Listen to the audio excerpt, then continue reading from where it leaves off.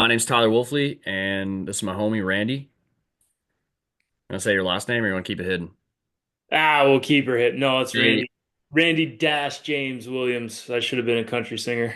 Randy James. Yeah, Randy's got his build fitness RJ training. Yep. Perfect. He's out in BC, just helping general population people just get as strong and as fit as possible. Skipping through all the noise and all the stuff that people will do in a gym that doesn't work.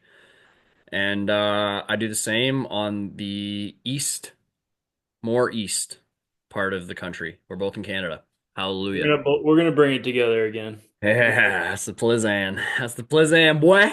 All right, cool. So today we're going to do a little quick chat about the use and application of plyometrics. So we discussed in our last one. Plyometrics or isometrics? Sorry, I can't speak today. We're gonna. You're on the plyo. You're on the plyo train though. You're I'm jumping around I'm like a on a big madman out there. plyo tip right now. I'm trying to jump, trying to prove everybody wrong. Well, we can use that as a tease. Like we if if people see the isometric chat and they're like, "Yo, I also want to know about plyometrics," we can also talk about that too. We can in a plyometric there is a moment of isometric pause. So That there is. your plyos are going to get better if you use isos. So Oh shit, technically, we I'm not just telling you. lost our one viewer. Right. All right, cool. So I'll get Randy to start it off, man. You've been using isometrics in your training with clients for a while. And again, I just want to touch on this one time real quick. Like we are not working with super advanced athletes. We both of our clients, like I have clients who come in and can't do a body weight squat, and that's not an exaggeration. So we are working with, normal day-to-day people that want to train to make their lives better. And so if you're listening to this, there's a very good chance that this is very applicable to you. So with that said, Randy, take it away, baby. Isometrics. Yeah, isometric. So really, I've found that mixing like a low-hanging fruit with pretty much everyone from like, yeah, you can't do a bodyweight squat, or you've been training for 10 years and trying this and that and other things. Isometrics are just something that like are all but forgotten. There's a lot of focus on, sets and reps and 3 sets of 10 and 4 sets of 8 and doing them slow, doing them to failure, doing all these things. But we've played around with it quite a bit, doing a just getting into a lunge stance, for instance, and just holding. So, like you have your one foot in front of the other in a lunge stance, you just hold there, and within like, depending on where you're at, but within like 30 seconds, you feel some things that maybe you forgot about. And I find it's one of those things that can fit into any program, especially the body weight isometrics. So some quick examples here are like I was just talking about a lunge hold. Another great one, which we've kind of all done that in basic gym class, maybe is like a plank. Side planks especially make for a really good mix with the iso lunge, for instance. So pretty much all my clients, one of the first things I will assess them on, instead of getting them to do some sort of arbitrary movement assessment, I'll do more so like where are you at in how holding a posture. So a lunge, for instance, let's say we do our left leg in front. We're gonna do that for as long as we can. Then before going to the other leg, I'm just going to get them to do the same side plank. So we'll do a left side plank and they'll try to hold that side plank for as long as they can. Once posture breaks down or the hips drop or whatever it is, then we are back to our feet. We're going to go to the split squat or the lunge hold. We're going to do the same on the right side for the lunge hold and the side plank. And right away, that just gives us so much information related to you can find, differences between left and right. And it also just gives you something, a baseline that you can build on over time. So yeah, I just wanted to kind of what we talked about in our first episode of this was trying to find like things that are easy to integrate into any training routine.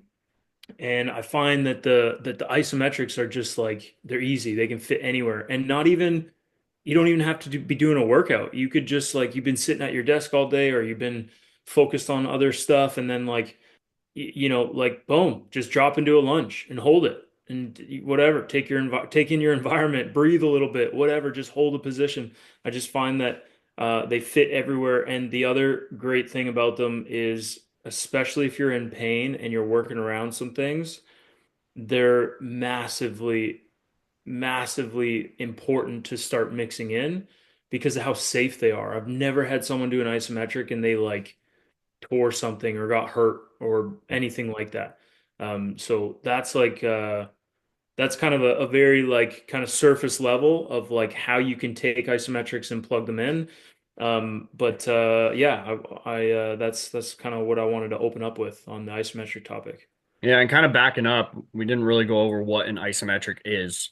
An isometric, and Randy, you can build on this if you want or if you feel like you need to. But an isometric is, put most simply, is getting in a position and just holding it and doing nothing. So you're not moving, you're just finding a position and you're holding it for a set amount of time. Could be 5 seconds, could be 4 minutes, Hmm. right? Yep. Yeah. Yep.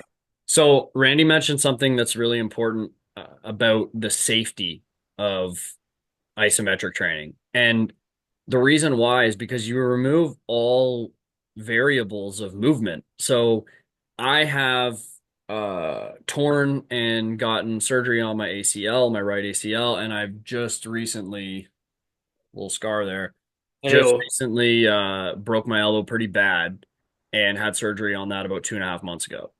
And the first thing that I did coming out of surgery was using isometrics because, this is a really big injury. You come out of surgery, but let's use a more relatable situation. Let's say you roll an ankle, okay?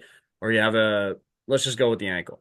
You roll an ankle and jumping on it is definitely not happening. Squatting on it's not happening. Walking on it's not happening.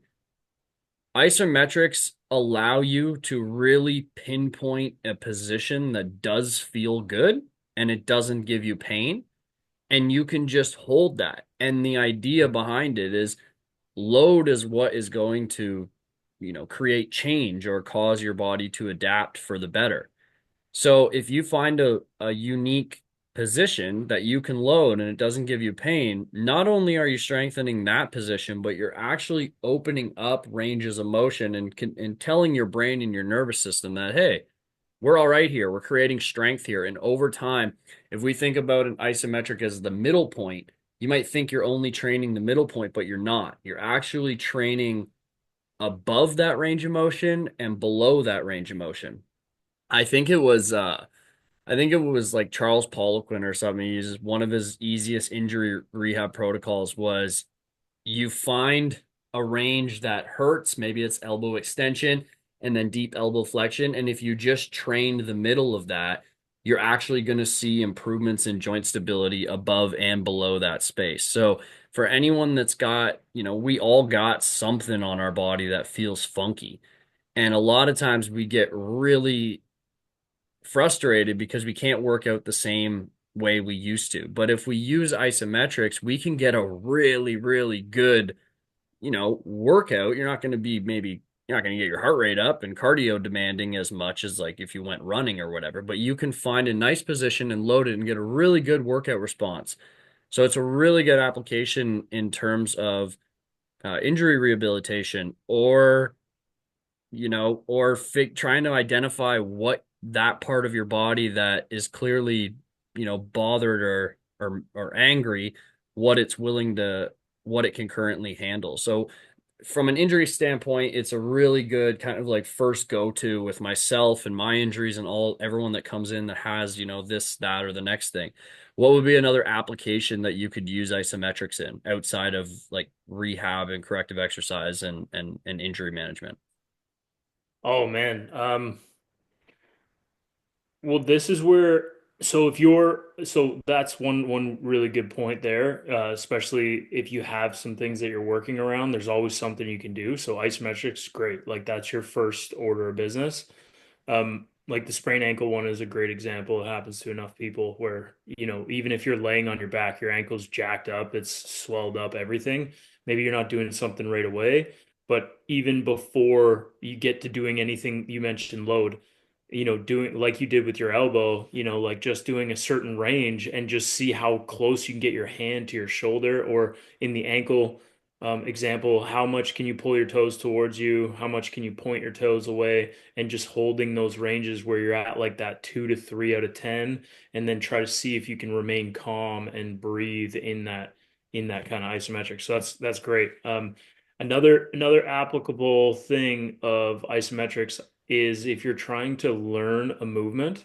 So let's say you're trying to understand how to squat, and you're taking like a classic, like a goblet squat. So you have like a dumbbell in front of you, and maybe you struggle with that, like figuring out how your body's going to organize, especially as you get lower and lower into that squat. Well, then the isometric, or what would be referred to as like a pause, would be a great way to like start to learn how to self-organize through that movement that's optimal for your body. So it's one thing if you got a coach barking at you to, do this, do that, drive your knees out, set your hips back, do all this. It's another for you to just like grab a light weight, like a goblet squat's great. If you're struggling with squats, get a light weight, hold the dumbbell in front of you, just underneath your chin, and then just practice sitting your hips between your feet. Like literally just sit down and see, and go slow through it, and then also pause. So I like to do where you pause in different ranges of motion. So maybe it's that first third of the lift of the goblet squat, then maybe it's a roughly halfway down of the squat, and then go to your rock bottom. See what that feels like. At first it's probably gonna, you might be super mobile and you're like rounded through the back and all that kind of stuff. Who cares? Just go to that bottom position, feel it, see what it feels like for your body, then stand it back up and then go again. And then slowly over time with those pauses, or these, what we're talking about here is isometrics, you're training your brain and you're feeling into the positions that are proper for your body and your structure. Mhm. Yeah. And like Randy said, you can using isometrics to teach a movement is one of the best ways to do it because if you're moving fast, too many things are going on. But if you pause, all your focus and your attention goes on to how do I organize myself to hold this position the most efficient way? Like a more complex movement is a power clean. And that might be a movement that people kind of reserve for athletes, but if you actually break it down, it's a really great movement for people to learn. And you don't have to do it with a barbell, you can do it with a dumbbell. But my go-to for teaching a power clean, because the catch position is always the hardest, is even if they pull the bar up and they stand up and catch it in their front squat with their legs straight, I'll say, okay, squat down to parallel and hang out there for 5 seconds. Nice. And Yeah. and you can teach someone that has no idea how to power clean in one session through just using pauses because you're learning the position. You're kind of, I'm sure your brain is incredibly active and it's making all this like, for lack of a better term, mind muscle connection and mind body connection. And there's so many applications for isometrics. And when you look up exercises, you typically get squats, push-ups, bench press, chin-ups, lunges, leg press, leg extensions. Everything has movement paired to it, which is, don't we're not saying only do isometrics, but including some isometrics in your program is a really great way to learn movements and make sure that you execute them well. Because a lot of people are worried about is how is my form? And if you just pause, you're going to figure out a way to organize yourself to make it more efficient. You're going to learn how to stack your joints better. You're going to learn how to load your foot properly. You're going to learn all these things, how to rotate your hips. Just because one position is going to feel like you're wasting so much energy and another position is going to feel like, "Oh, I can chill here."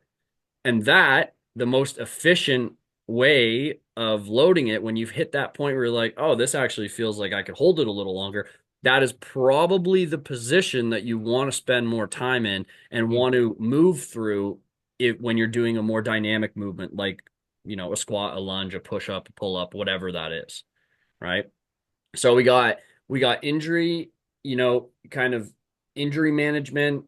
We've got learning learning movements and basic things like that. And then Randy, how would you program isometrics for someone who is looking to improve their strength or improve their athleticism or improve their movement quality. Yeah, so that's a great one. One of the things I've used isometrics for is a like potentiating, as like a fancy word for like lighting up your brain and your nervous system to send a stronger coordinated signal to the muscles that are being coordinated in a movement. So for instance, like you go back to that power clean.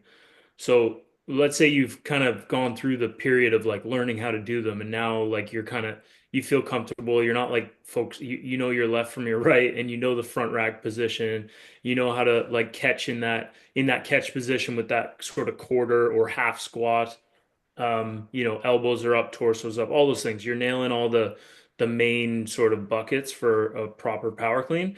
Now, if you want to maybe light up your brain a little bit and your nervous system, one great way is to utilize a bar against something immovable. So doing like, for instance, like it is kind of hard to explain verbally, but if you picture like a squat rack and you put the J hooks, the hooks where the bar usually sits on, and you put those hooks at roughly like just below your maybe like at knee height, then you take the bar and you put the bar underneath the hooks, and then you pull up against those hooks, kind of like in a hinge deadlift position, and you're focusing on pushing into the floor and ramping up that intensity or that effort, let's say across a 8 to 10 second window. That'll help to just kind of like you're going to feel some things. You're going to feel pressure in your system. You're going to feel like you're pushing against something, like unless if the rack's bolted down, you ain't moving it. So it's going to just really give you this feeling of how to create this like sort of coordinated effort, and that ramps up over time. And then by the time you get to that like 8 to 10 second mark of slowly ramping up your effort, now you're at like 90 to 100% effort of really pulling into that immovable rack. And then you get rid of your bar that you did your isometric. Maybe you do that, you do that isometric maybe 2 to 3 times, and then you go over to your power cleans. And the idea there is that you've just sparked the system, like you've woke up some things to have a stronger signal. And that's kind of like the technical term for that is like potentiation. So you'll Mhm. see a lot of people, especially people that are new, they might have, let's say they can squat 100 pounds with a barbell, but if you get them to do a drill like Randy just explained, or some other way of kind of getting the nervous system primed, you might see their squat jump 30 pounds in a week, right? Or in a beginner lifter. And that's because, priming your nervous system and getting your body prepared for the stress that you're about to place upon it is a learned skill. So it would be, kind of, if you thought about it in a way that you could really understand, is if, you're standing there and I said, okay, I'm going to punch you in the stomach, and you just relaxed everything, that would be a nervous system that's not prepared or potentiated. Now, if I said, okay, I'm going to punch you in the stomach, like get ready for it, and you like brace down and everything, you're preparing yourself for the stress that's about to come. And then that punch isn't going to feel quite as bad. And that's the same idea that we do when we weightlift. And the better you get at that, what you're actually doing is you're recruiting more muscle fibers, put simply. So you're actually getting, let's just say it's a pie chart. In the beginning, you know how to recruit 30% of your muscle fibers. Okay. Now, if we teach you how to potentiate, you might be able to recruit 65%. So when you put that weight on the bar, you feel stronger because you're more ready for it. So that's a learned skill that over time, if you can learn that early, and you can really learn it through isometrics, because again, it's really safe. There's no movement. You get to ramp up as much as you want. It's a really great way to get the nervous system primed. And the purpose of that is to make your training sessions more efficient. If Mhm. we can get you lifting weights that are closer to kind of, where you can actually lift, then you might not need to train 7 days a week. You won't need to train 7 days a week. You might get away, depending on your goals, you might get away with two strength sessions. Mhm. But if we're training at, 30% of what you actually could, then you're going to have to spend more time in the gym. So it just it makes your muscle recruitment better. It makes you stronger. It makes you have to spend less time in the gym if that's something that interests you, and it makes your workouts and stuff a lot more efficient. Boom. Do Yeah. your isometrics, people. Yeah, do your ISOs. Do your ISOs. For real. They're so simple, and they're so simple that that's why they get left out of a lot of programs.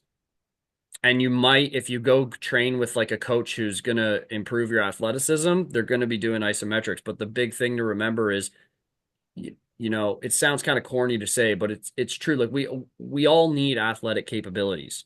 Nobody gets hurt or injured typically just, walking or doing it's most of the time you slip or somewhere where you have to react quickly. And these athletic type qualities are going to be have huge carryover into your life, whether your life is playing pickup basketball with your friends once a month, or whether your life is, carrying groceries and holding a kid and doing three things at once. Like all these things, by training athletically and including something like isometrics in your program, you're gonna notice big carryover to your day-to-day life, which is exactly what training should do.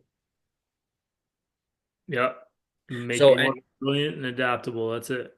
yeah, exactly. More resilient and adaptable. So any final points on the isometrics before we get to the second part of this conversation? No,